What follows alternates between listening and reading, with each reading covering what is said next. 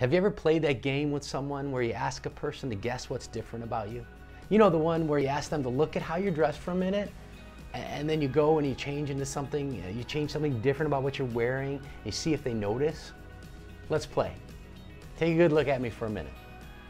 Take a long, hard look. Okay? Now, did you notice something different about me?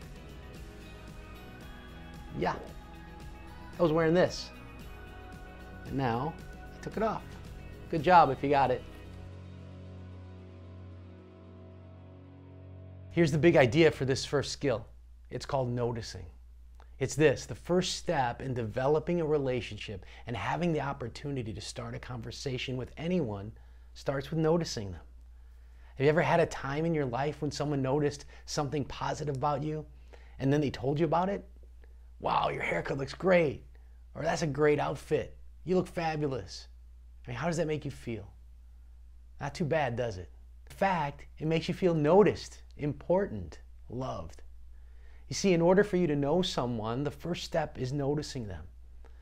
There's a book that I recommend to you called God Space by Doug Pollock. In it, he says, noticing is a prerequisite to caring about others and serving them in tangible ways that smuggle the gospel into their hearts. I love that phrase, smuggle. It means bring into your heart or sneak in.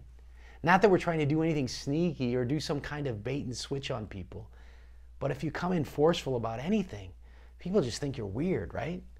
You can picture people with megaphones and large signs on the street corner, not inconspicuous at all, and people do all they can do to just turn and run away from them. When I hear the word smuggle, I think of overseas missionaries who smuggle God's word into a closed country any way they can so people can hear and read about Jesus. A couple of Bible verses that I think are key for this skill. The first is from Matthew chapter 9, verses 36 through 39. It says, when he saw the crowds, he had compassion on them because they were harassed and helpless like sheep without a shepherd. Then he said to his disciples, the harvest is plentiful, but the workers are few.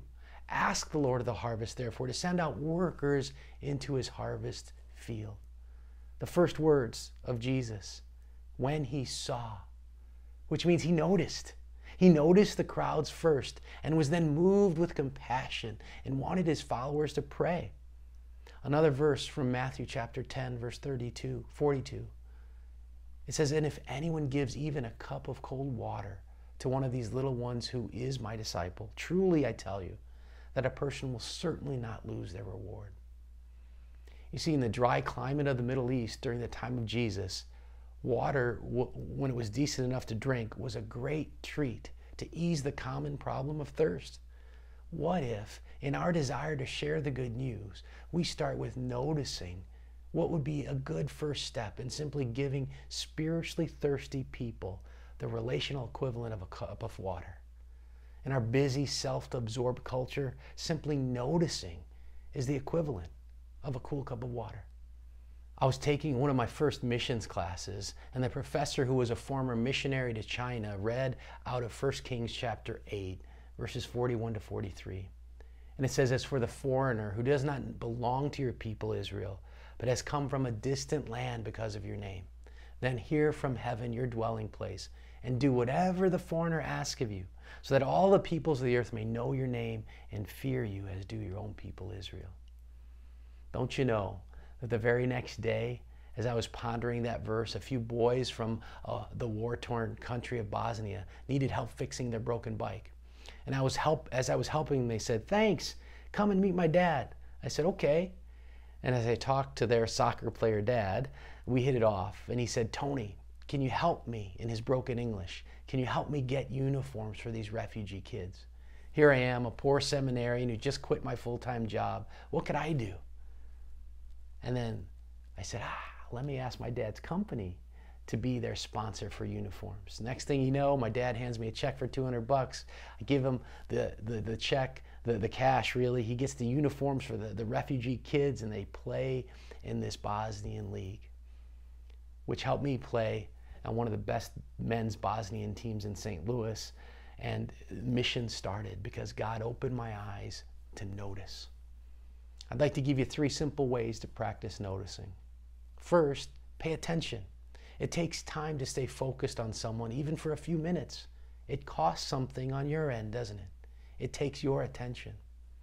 This simple, non-speaking practice is more than a glance at another human being. It's concentrating on someone long enough to wonder about him or her. Some call this spiritual peripheral vision. That's not hunting for a victim. It's simply paying attention to people you ordinarily come into contact with during each day, and ask God to open your eyes and heart to what you notice about them. Think about this, questions like this. What's her story? Where's he from? Is she happy, sad, angry, lonely? Make a mental note about what you observe. I learned this is one of my favorite classes at the seminary called Biblical Anthropology. It's called Participant Observation. This practice helps you see another person with God's eyes of love and compassion. Nobody knows you're doing it except God, who's always delighted when we take our focus off ourselves and off our agendas for a moment to pay attention to someone else. What does this require? Intentionality. Second practice in noticing is incorporating a simple silent prayer. Praying a silent prayer for people is huge. Why? First, Jesus asks us to pray. And second, it helps us to really focus on noticing them. And it's done in secret, in your own heart. And Jesus values things done in secret. But when you give to the needy, he says, don't your left hand know what your right hand's doing? So that your giving may be in secret. Then your Father who sees what is done in secret will reward you. Lastly, in noticing people, you must genuinely listen too, because paying attention to someone may prompt you to start a conversation. And this is your chance to not use the one mouth God gave you, but the two ears he gave to you, to evangelize, if you will, with your ears. This requires that you look the person in the eye, conveying your interest and attention, and ask, how are you? How are you really? Then wait and really listen. No speaking aloud except to ask clarifying questions. No agenda allowed to fix or convince. Resist offering your own unsolicited opinions. I always say, God gave you two ears and only one mouth for a reason.